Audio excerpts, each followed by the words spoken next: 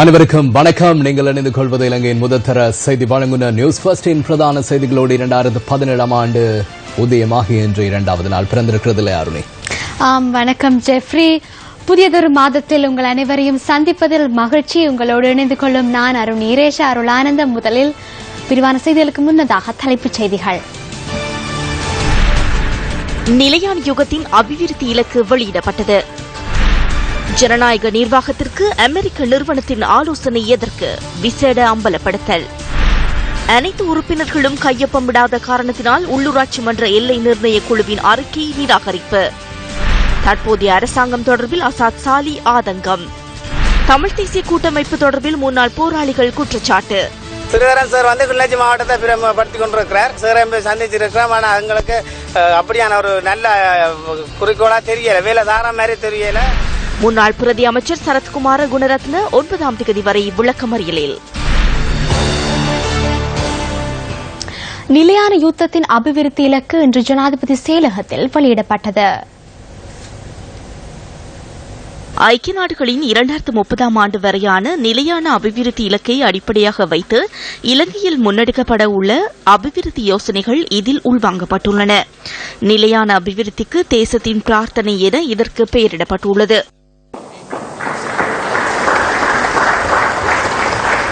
අපි රටක් විදියට ශක්තිමත් වෙන්න ප්‍රධාන වශයෙන්ම நாடு என்ற வகையில் நாம் பலமாக செயற்பட வேண்டும். குறிப்பாக வறுமை ஒழிக்கப்பட வேண்டும். பொருளாதார பிரச்சினையிலிருந்து மீள வேண்டும். பௌதிக வளங்களை அபிவிருத்தி செய்து உள்நாட்டு கைத்தொழிலை மேம்படுத்த வேண்டும். உள்நாட்டு விவசாயத்தை மேம்படுத்தி எமது வருமானத்தை அதிகரிக்க வேண்டும். தமது அதிகாரத்தை உறுதிப்படுத்தி செயற்படுவது நோக்காக இருக்கக்கூடாது. நாட்டில் உள்ள அனைத்து மக்களும் சகோதரர்களாக ஒன்றிணைந்து செயற்படுவதே முக்கியமானது. 2030ஆம் ஆண்டு நிலையான அபிவிருத்தி இலக்கை அடைந்து கொள்வதற்காக தேசிய கொள்கை வகுப்பு இடம்பெறுவதுடன் 17 அபிவிருத்தி இலக்குகள் தொடர்பில் 17 துறைசார் நிபுணர்களை உள்ளடக்கிய குழு ஒன்றை நியமித்து அதன் மூலம் கொள்கைகள் வகுக்கப்பட உள்ளன. 2030ஆம் ஆண்டு நிலையான அபிவிருத்தி இலக்கு தொடர்பான விசேட குழுவின் விடயங்களை அறிக்கையிடும் பொறுப்பு பேராசிரியர் மொஹான் முனசிங்கவுக்கு ஒப்படைக்கப்பட்டது. பொறுப்புகள் தொடர்பான ஆவணங்களை பேராசிரியர் மொஹான் முனசிங்கவிடம் கையளிக்கும் நிகழ்வு. பார்லிமென்ட் තුළ මේ සමබර සංවර්ධනය பாராளுமன்றத்தில் அபிவிருத்தி தொடர்பில் முன்னெடுக்கப்படும் செயற்றிட்டங்களினூடாக புதிய குழுக்களை உருவாக்கி அதிகாரங்கள் வழங்கப்பட்டுள்ளன. அத்துடன் இந்த அபிவிருத்தி திட்டங்கள் முழு நாட்டிலும் செயற்படுத்தப்படுவதற்கு மாகாண சபைகள் மற்றும் ஏனைய துறைகளில் திட்டங்கள் ஆரம்பிக்கப்பட்டுள்ளன. தேசிய அபிவிருத்திக்காக ஜனாதிபதி மைத்ரிபால சிறிசேன முன்னெடுக்கும் இந்த திட்டத்திற்கு நாம் அனைவரும் ஒன்றிணைந்து ஒத்துழைப்பு வழங்க வேண்டும். அது எமது பொறுப்பாகும். நாட்டை முன்னோக்கி கொண்டு செல்வது எமது கடமையாகும். அனைத்து உறுப்பினர்களும் கையொப்பமிடாத காரணத்தினால் உள்ளூராட்சி மன்ற எல்லை நிர்ணய மேன்முறையீட்டுக் குழுவின் அறிக்கையை ஏற்றுக்கொள்ள முடியாது என உள்ளூராட்சி மன்றங்கள் மற்றும் மாகாண சபைகள் அமைச்சர் ஃபைசர் முஸ்தபா தெரிவித்துள்ளார். உள்ளூராட்சி மன்ற எல்லை நிர்ணய மேன்முறையீடு தொடர்பில் ஆராய்ந்து பரிந்துரைகளை முன்வைப்பதற்காக நியமிக்கப்பட்ட குழுவின் தலைவர் அசோக் பீரிஸ் உள்ளிட்ட சிலர் அறிக்கையை தம்மிடம் கையளிப்பதற்கு முற்பட்ட போதே அமைச்சர் இதனை கூறியுள்ளார். 5 அடங்கிய குழுவின் 2 அங்கத்தவர்கள் இந்த அறிக்கையில் கையொப்பமிடவில்லை என அசோக் பீரிஸ் அறிக்கையை கையளிக்க சென்றிருந்த போது தெரிவித்துள்ளதாக இன்று நடைபெற்ற ஊடக சந்திப்பில் சுட்டிக்காட்டப்பட்டது. குழுவின் அனைத்து உறுப்பினர்களினதும் கையொப்பத்துடன் அறிக்கை தயாரிக்கப்படும் வரை அதனை ஏற்றுக்கொள்ள முடியாது என அமைச்சர் ஃபைசர் முஸ்தபா மேலும் தெரிவித்துள்ளார். ஒலுவில் துறைமுகத்திலிருந்து மீன்பிடிக்க சென்ற 6 மீனவர்கள் தொடர்பில் எவ்வித தகவலும் இல்லை என அவர்களின் உறவினர்கள் தெரிவிக்கின்றனர். கடந்த 24ஆம் தேதி கடலுக்கு சென்ற இந்த மீனவர்கள் இதுவரை கரை திரும்பவில்லை என மீனவர்களின் உறவினர்கள் குறிப்பிடுகின்றனர். மீனவர்கள் கொண்டு சென்ற தொலைபேசியும் செயலிழந்துள்ளது.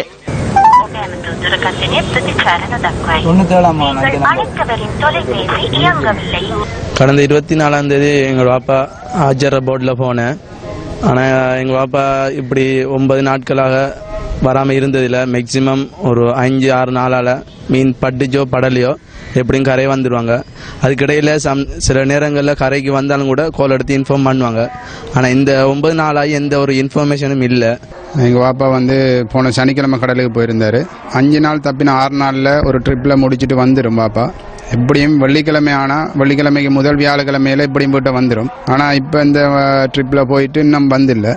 கல்முனையைச் சேர்ந்த 6 மீனவர்களுடன் கடலுக்கு சென்ற மீன்பிடி இயந்திர படகுகள் 2 காணாமல் போயுள்ளன.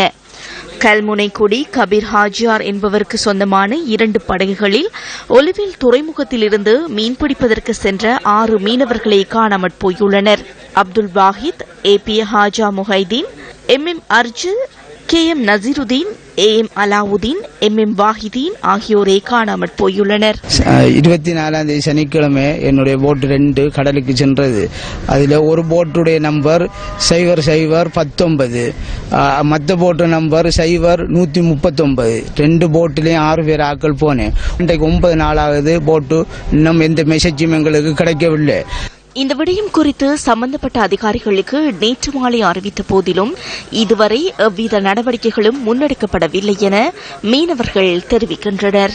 அவங்களோட உயிர் என்ன நிலைமையோ எப்படி கொண்டு இன்னும் தத்தளிச்சு கொண்டிருக்காங்க. இப்ப அவங்ககிட்ட போய் சேரண்டு சொன்னா இப்ப நேவியால கப்பல் போட்டுதான் தேடணும். இல்லாட்டி போட்டெல்லாம் போய்த்து கொண்டேறி கடல்ல தொண்டும் காணாத சங்கமா தான் தெரியுது. இன்னும் நான் கொண்டு வர சாப்பாடு 6 நாளைக்கு தான் செல்வாடி ஆகும். அதுக்கு மேல்பட்டு செல்வாடி ஆகக்கூடிய சான்ஸ். அதே போல இன்ஜினும் வந்துகிட்டு எங்களுக்கு செய்யக்கூடிய வேலைண்டா மாதிரி செஞ்சு திருத்தி கொண்டுடலாம். ஆனால் ஏனைய மாவட்டத்துகளில் வந்துகிட்டு ரேடியோ மெசேஜ்கள் கொடுத்திருக்கின்றார்கள், ரேடியோ கருவிகள் கொடுத்திருக்கின்றார்கள், மானிய அடிப்படையில் கொடுத்திருக்கிறார்கள். ஆனால் மானிய அடிப்படையில் எங்களுக்கும் அந்த கருவிகளை தந்தால் எங்களுக்கும் எங்களோட போட்டுகள் போய் ஏதாவது தவறுகள் நிகழ்ச்சிகள் நடக்கின்ற போது எங்களுக்கு தகவல்கள் கிடைக்கக்கூடிய அளவுக்கு சூழ்நிலை இருக்கும். இதேவேளை காணாமல் போன 6 மீனவர்களையும் தேடி கண்டுபிடிப்பதற்கான நடவடிக்கைகளை மேற்கொண்டுள்ளதாக கடற்தொழில் திணைக்களம் தெரிவித்துள்ளது. கல்முனையில் உள்ள கடற்தொழில் அலுவலகத்தினால் மீனவர்கள் காணாமல் போயுள்ளமை தொடர்பில் இன்று பிற்பகல் அறிவிக்கப்பட்டதாக கடற்தொழில் திணைக்கள பணிப்பாளர் நாயக அலுவலகத்தின் உயர் அதிகாரி ஒருவர் கூறினார். இதற்கமைய கடற்படையினரின் உதவியுடன் காணாமல் போயுள்ள 6 மீனவர்களையும் தேடி கண்டுபிடிப்பதற்கான நடவடிக்கைகள் மேற்கொள்ளப்பட்டுள்ளதாகவும் அந்த உயர் அதிகாரி குறிப்பிட்டார். மீனவர்கள் காணாமல் போயுள்ளதாக தெரிவிக்கப்படுகின்றமை தொடர்பில் கடற்படை பேச்சாளர் கேப்டன் அக்ரம் அலவியிடம் நியூஸ் ஃபர்ஸ்ட் வினவியது. இந்த சம்பவம் தொடர்பில் கடற்தொழில் திணைக்களத்தினால் தமக்கு அறிவிக்கப்படும் பட்சத்தில் காணாமல் போன மீனவர்களை தேடும் பணிகளை ஆரம்பிக்க முடியும் என அவர் குறிப்பிட்டார்.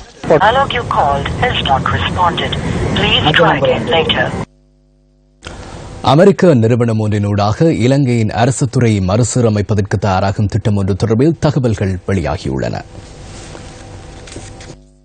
இலங்கையின் ஜனநாயக நிர்வாகம் மற்றும் பொறுப்புக்கூறல் செயற்பாடுகளை உறுதிப்படுத்துவதற்கு 13 மில்லியன் அமெரிக்க டாலரை செலவிட்டு அமெரிக்காவின் டெவலப்மெண்ட் ஆல்டர்னேட்டிவ் கார்ப்பரேஷன் என்ற நிறுவனத்தினூடாக இந்த திட்டங்கள் முன்னெடுக்கப்படுவதாக தி ஹைலண்ட் பத்திரிகை இன்று செய்தி வெளியிட்டிருந்தது. அதன்படி இந்த நிறுவனம் பாராளுமன்றம் மற்றும் சுயாதீன ஆணைக்குழுக்களுடன் நெருங்கி செயற்படும். அமெரிக்க உதவி திட்டம் இதற்கான நிதியை வழங்குகிறது. கடந்த வருடம் செப்டம்பர் மாதம் சபாநாயகர் கரு ஜாசூரியவுடன் கரு பரனவிதான, அஜித் பி பெரேரா, சுதார்ஷினி பெர்னாண்டோ புல்லே ஆகிய பிரதி அமைச்சர்கள் மற்றும் பாராளுமன்ற செயலாளர் நாயகம் ஆகியோர் அமெரிக்காவுக்கு மேற்கொண்ட விஜயத்தின் போது அந்நாட்டின் பாராளுமன்ற குழுவுடன் ஏற்படுத்திக் கொள்ளப்பட்ட இணக்கப்பாட்டிற்கு அமைய இந்த திட்டம் முன்னெடுக்கப்படுவதாக தி ஹைலண்ட் பத்திரிகையில் தெரிவிக்கப்பட்டுள்ளது. டெவலப்மெண்ட் ஆல்டர்னேட்டிவ் கார்ப்பரேஷன் என்ற நிறுவனம் அமெரிக்க உதவி திட்டம் மற்றும் பிரித்தானியாவின் சர்வதேச அபிவிருத்தி தொடர்பான திணைக்களம் மற்றும் ஐரோப்பிய ஒன்றியத்துடன் ஒன்றிணைந்து செயற்படும் ஒரு நிறுவனமாகும். முறையான பொருளாதார செயற்பாடுகள், முறையான நிர்வாகம் மற்றும் சமூகத்தில் ஏற்படும் பிரச்சினைகளுக்கு தீர்வுகளை வழங்குவது இந்த நிறுவனத்தின் செயற்பாடு என நிறுவனத்தின் இணையதளத்தில் குறிப்பிடப்பட்டுள்ளது.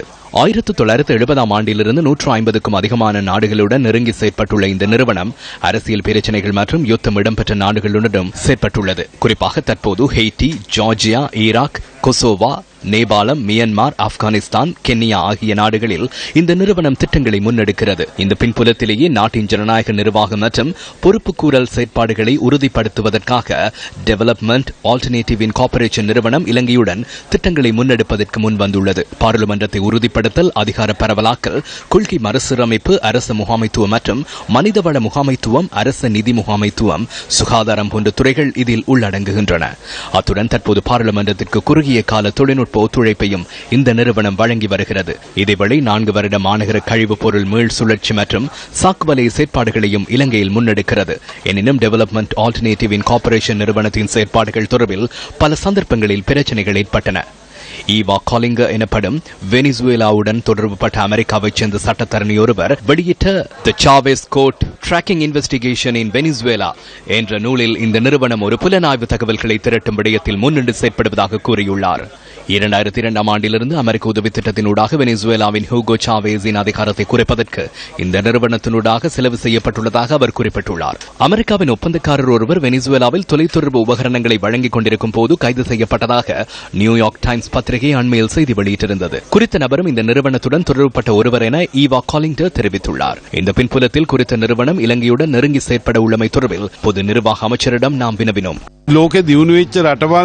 உலகில் அபிவிருத்தி அடைந்த நாடுகள் முன்னெடுத்த செயற்பாடுகளினூடாக நாம் பாடம் கற்றுக்கொள்ள வேண்டும். அமெரிக்கா மாத்திரமல்ல, ஆசியாவில் உள்ள மலேசியா, சிங்கப்பூர், ஜப்பான் போன்ற நாடுகள் அபிவிருத்தி அடைந்த முறைகளை பார்த்து நாம் செயற்பட வேண்டும். அமெரிக்க நிறுவனம் ஒன்றின் ஒத்துழைப்பு பெறப்படுகிறதா இல்லையா? அவ்வாறு அரசு அதிகாரிகளுக்கு பயிற்சி வழங்குவது தொடர்பில் அமெரிக்காவின் எந்த நிறுவனத்திடமும் அரசாங்கம் உதவிகளை பெற்றுக் கொள்ளவில்லை. அமைச்சர்கள் கூட அறியாத விதத்தில் இந்த நிறுவனம் இலங்கையுடன் எவ்வாறு தொடர்பு படுகிறது, அவர்கள் எதற்காக தயாராகின்றனர்? வடமாகாண சபை உறுப்பினர் MK சிவாஜிலிங்கம் யாழ் ஊடக அமையத்தில் இன்று ஊடகவியலாளர் சந்திப்பு ஒன்றை ஏற்பாடு செய்திருந்தார். தமிழ் மக்களுடைய விருப்பம் நிறைவேற்றப்படவில்லையாக இருந்தால் அந்த புதிய அரசியலமைப்பை நாங்கள் நிராகரிக்க வேண்டும். எங்களுடைய சம்மதம் இல்லாமல் தான் 1972ஆம் ஆண்டு புதிய அரசியலமைப்பு, குடியரசு அரசியலமைப்பு நிறைவேற்றப்பட்டது. ஆகவே நாங்கள் இப்பொழுது வெளியேற வேண்டும் என்று பலர் கோரிக்கை விடுக்கின்ற பொழுது, நண்பர் திரு சுரேஷ் பிரேமச்சந்திரன் அவர்கள் கோரிக்கை விடுகின்ற பொழுது ஏதோ அபத்தமான விடயத்தை சொல்வதாக ஒரு சிலர் நினைத்துக் கொண்டிருக்கிறார்கள். ஆகவே 78ஆம் ஆண்டு அரசியலமைப்பிலும் கூட அன்றைய எதிர்க்கட்சி தலைவராக இருந்த அமரர் அமிர்தலிங்கம் போன்றவர்கள் அதை ஒட்டுமொத்தமாக நிராகரித்திருந்தார்கள். ஆகவே எங்களுடைய சம்மதம் பெறப்படவில்லை. அன்றைய நீங்க சொல்லியிருக்கலாம், கடந்த பாராளுமன்ற தேர்தலில் சொல்லியிருக்கலாம். சொல்லி இருந்தால் எங்களுடைய மக்கள் தீர்மானித்திருப்பார்கள் என்ன செய்ய வேண்டும். 6 கடக்கும் வரை அண்ணன் தம்பி, 6 கடந்த பின்னர் நீ யாரோ நான் யாரோ. 6, 7, 8, 9, 11 வரைக்கும் ஒரு கூட்டமைப்பு சொல்லப்பட்டது. தமிழ் தேசிய கூட்டமைப்பு நாடாளுமன்ற உறுப்பினர்கள் கட்சித் தலைவர்கள் அழைத்திருப்பதாக சம்பந்தம் அறிவித்திருக்கிறார். இந்த கூட்டத்தில் முதலமைச்சர், அமைச்சர்கள், வடமாகாண சபை பற்றி எதுவுமே பேசப்படவில்லை. தீர்வு திட்டத்துக்கு அரசியல் ஜாப்பு பற்றி பேசுவதற்கு வடமாகாண சபைக்கு தகுதி இல்லையா? இதிலே வடமாகாண சபையை பொறுத்தளவிலே மாண்புமிகு முதலமைச்சர் ஐயா தலைமையிலே ஒரு மனதாக, ஏக மனதாக நாங்கள் ஒரு தீர்வு திட்டத்தை தயாரித்து அதை இலங்கை அரசிடம் சமர்ப்பித்திருக்கிறோம். உத்தியோகபூர்வமாக வடக்கு மாகாணத்திலே மாண்புமிகு முதலமைச்சர் உட்பட 30 பேர் இருக்கிறோம் ஆளுங்கட்சியிலே. அதே போல கிழக்கு மாகாணத்திலே 2 அமைச்சர்கள் உட்பட 11 பேர் இருக்கிறோம். அந்த 30 11 பேருடைய கலந்தாலோசனை செய்யப்படவில்லை என்பது ஒரு வேதனைக்குரிய விடயம். ஒரு தீர்க்கமான விடயத்திலே அவர்களுடன் கலந்தாலோசிக்கப்பட்டிருக்க வேண்டும். மட்டக்களப்பு திராய்மடு பகுதியில் நம்பிக்கையின் வாசல் பாலர் பாடசாலை இன்று திறந்து வைக்கப்பட்டது. சிறுபான்மை மக்களால் தோற்கடிக்கப்பட்ட முன்னாள் ஜனாதிபதி மஹிந்த ராஜபக்ச அவர்கள் சொல்கிறார், 2017ஆம் ஆண்டு நான் ஆட்சி அமைப்பேன்.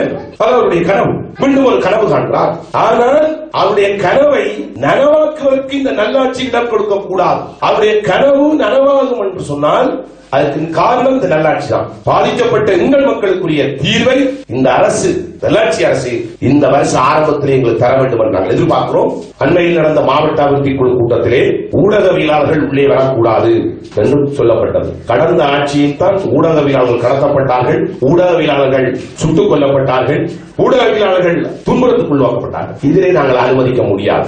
இந்த சேட்டைக்கு, இந்த மாதிரியான விளையாட்டுகளுக்கு நாங்கள் எக்காரணம் கொண்டும் அனுமதிக்க முடியாது, அனுமதிக்க போவதும் இல்லை.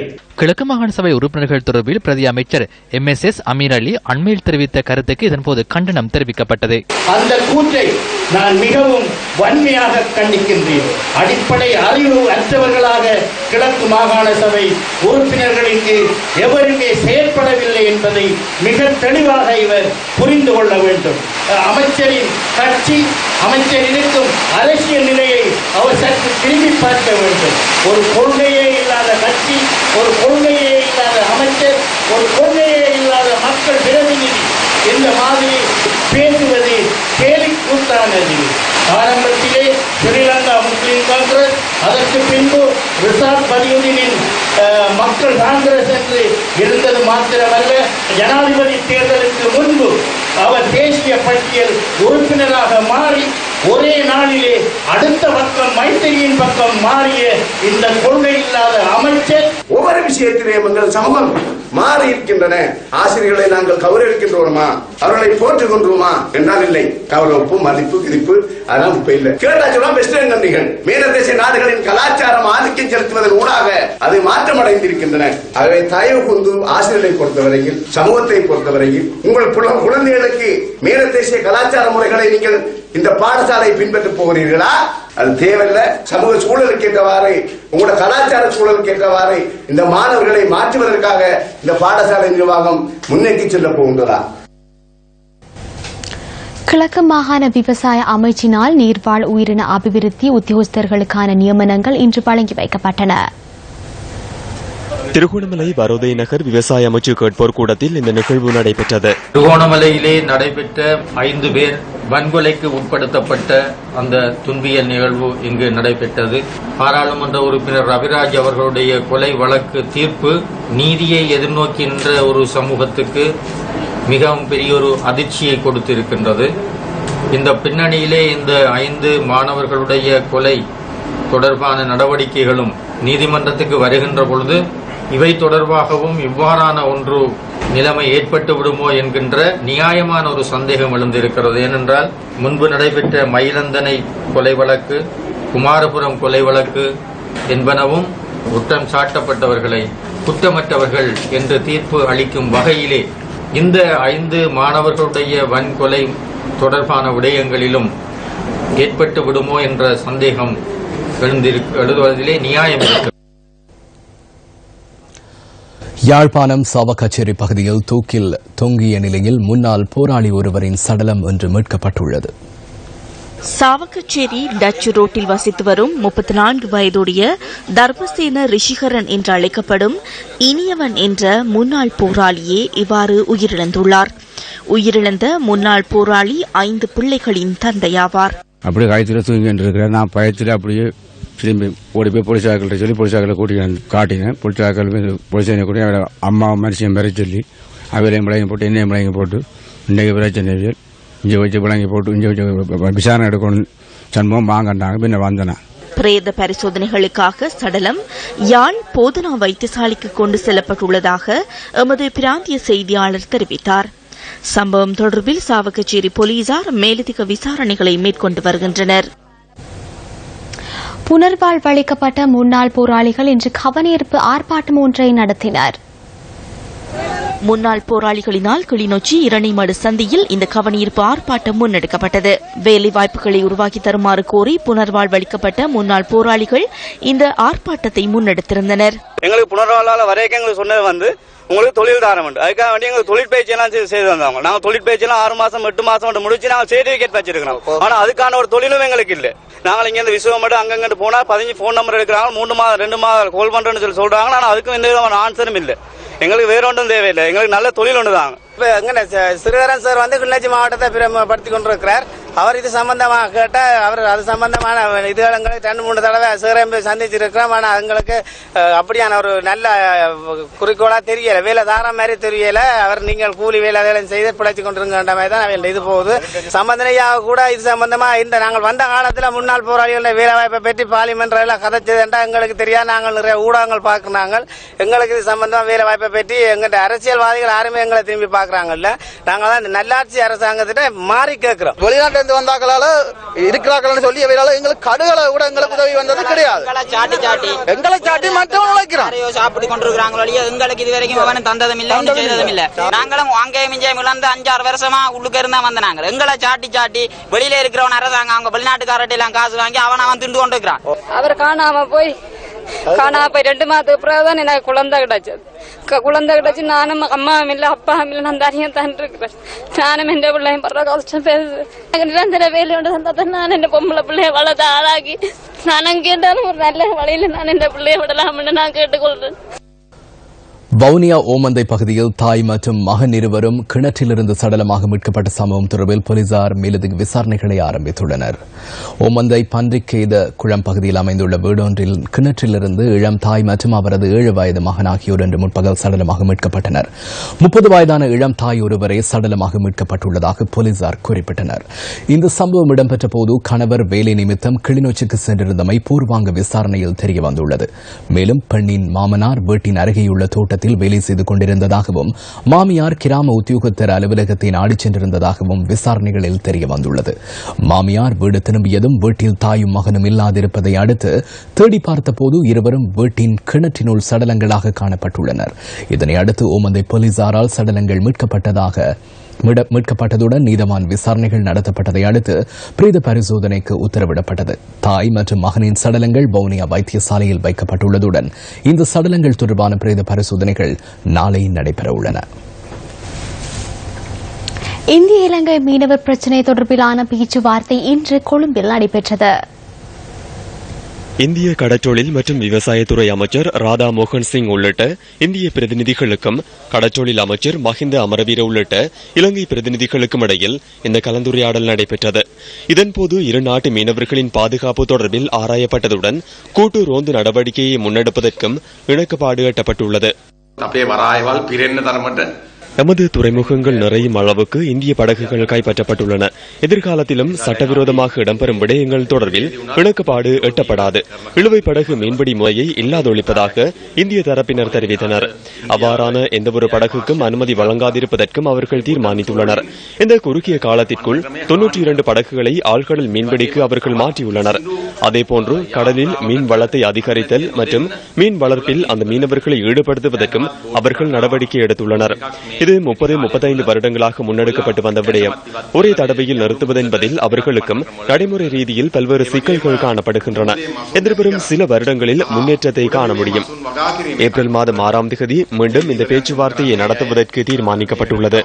අප්‍රේල් මාසේ 6 වෙනිදා නැවත කොළඹදී මේ සාකච්ඡාව පවත්වන්න තීන්දුව කරා.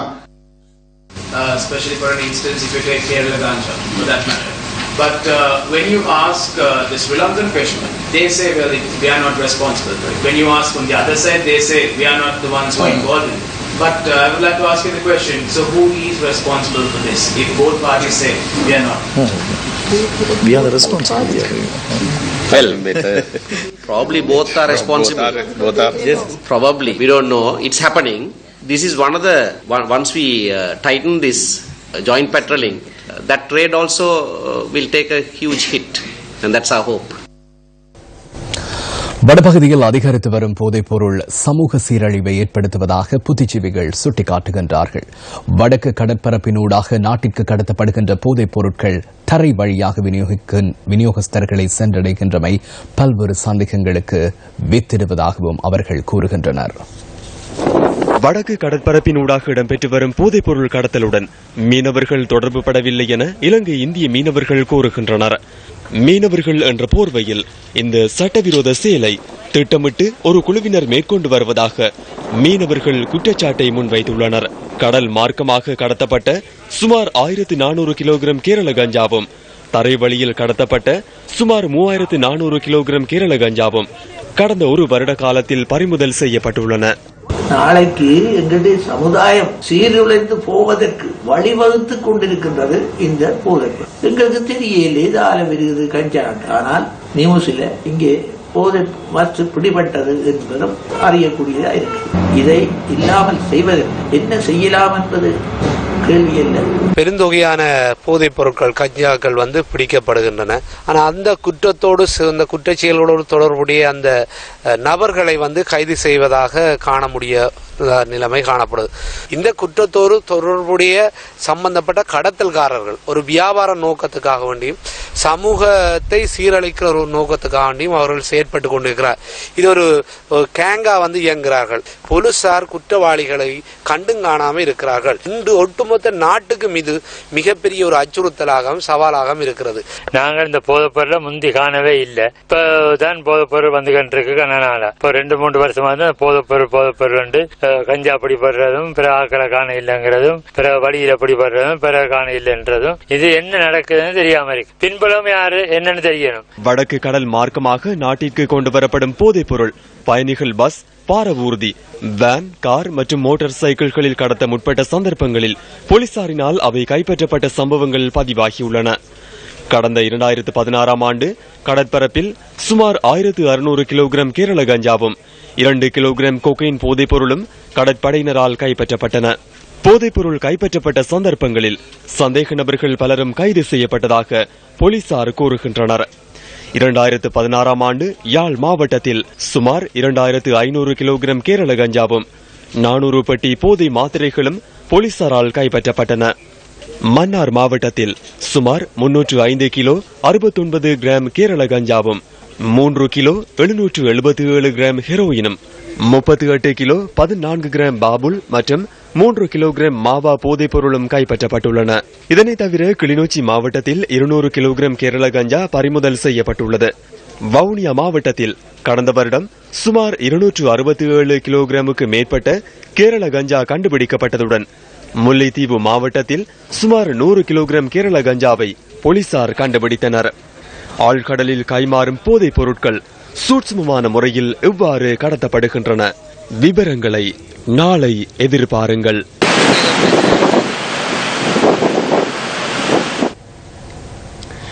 தேசிய ஐக்கிய முன்னணியின் தலைவர் ஆசாத் அலி லண்டனில் BBC சந்தேஷவுடன் நேர்காணலில் கலந்து கொண்டிருந்தார். අපි එදා මහින්ද රාජපක්ෂගේ ආණ්ඩුවේ අපිට තිබුණා ප්‍රශ්න. அப்போதைய மஹிந்த ராஜபக்ச அரசாங்கத்திற்கு எதிராக 476 முறைப்பாடுகள் இருந்தன. ஆயினும் இந்த 23 மாதங்களில் 223 முறைப்பாடுகள் தொடர்பில் நமது அரசாங்கம் எந்தவொரு நடவடிக்கையும் மேற்கொள்ளவில்லை. நீங்கள் கொண்டு வந்த அரசாங்கம் என்று எம்மையே தாக்குகின்றது என மக்கள் கூறும் போது எம்மால் பதிலளிக்க முடியாதுள்ளது. சுயாதீன நீதிமன்றம் மற்றும் சுயாதீன ஆணைக்குழுக்கள் தொடர்பாக ஒரு விடயத்தை நான் கூறுகின்றேன். குறிப்பாக அனைத்து விவாதங்களின் போதும் நாம் பேசும் விடயம் என்னவெனில் சுயாதீன ஆணைக்குழுக்களை நிறுவியுள்ளோம். இப்போது தேர்தல்கள் ஆணையாளர் சட்டத்தை கையில் எடுக்க தேவையில்லை. சட்டம் தன் கடமையை செய்யும். போலீசார் உரிய நடவடிக்கை எடுப்பார்கள் என்றெல்லாம் நாம் தற்புகழ் பாடினோம். ஆயினும் இந்த அரசாங்கத்தையா நாம் அதிகாரத்திற்கு கொண்டு வந்தோம் என்று கூறுவதற்கு வெட்கமாக உள்ளது. இதற்காக என்னையே நான் செருப்பால் அடித்துக் கொள்ள வேண்டும். මේ ආණ්ඩුවද බලයට මංගිනවා කියලා මමම செருப்பு எங்காகன்னு மட்ட. முன்னாள் ஜனாதிபதி அண்மையில் இலங்கையில் உள்ள வெளிநாட்டு ஊடகவியலாளர்கள் சிலரை சந்தித்து நேர்காணல் வழங்கியமை தொடர்பாகவும் அசாத் சாலே கருத்து கூறினார். මාස 3ක් තිස්සේ කියන එක්සත් ජාතික පක්ෂයත් මහින්ද රාජපක්ෂයත් තියෙන ගනුදෙනුවක්. ஐக்கிய தேசிய கட்சிக்கும் மஹிந்த ராஜபக்சவுக்கும் இடையில் கொடுக்கல் வாங்கல் இருப்பதாக நான் கடந்த 3 மாதங்களாக கூறி வருகின்றேன். குடும்பத்தில் உள்ள எவரையும் கைது செய்வதில்லை என்பதே அந்த கொடுக்கல் வாங்கலாகும். மைத்திரிக்கு இந்த அச்சுறுத்தலை விடுத்துள்ளார். சிறிசேன ஜனாதிபதி மீது நம்பிக்கையில்லா பிரேரணை ஒன்று கொண்டுவரப்பட வேண்டும் அல்லது குற்றப்பழியை சுமத்த வேண்டும். அவ்வாறு கொண்டுவரப்பட்டால் பிரதமர் ஜனாதிபதியாக மாறுவார். அதன் பின்னர் பிரதமர் ஒருவரை தெரிவு செய்ய வேண்டும். இதற்காகவா இவர்களை கைது செய்யாமல் இருக்கின்றனர்? இலங்கை அணிக்கு எதிரான 2வது டெஸ்ட் கிரிக்கெட் போட்டியில் தென்னாப்பிரிக்கா முதலில் துடுப்படுத்த ஆடுகிறது. முதல் இன்னிங்ஸுக்காக துடுப்படுத்தாடும் தென்னாப்பிரிக்கா சற்று முன்னர் வரை 5 விக்கெட்டுகளை இழந்து 230 ஓட்டங்களை பெற்றுள்ளது. அந்த விளையாட்டு தகவலுடன் நியூஸ் ஃபர்ஸ்டின் இரவு 8 மணி பிரதான செய்தி அறிக்கை நிறைவடைகின்றது. நமது அடுத்த பிரதான செய்தி அறிக்கை இரவு 10:45 எதிர்பாருங்கள். வணக்கம்.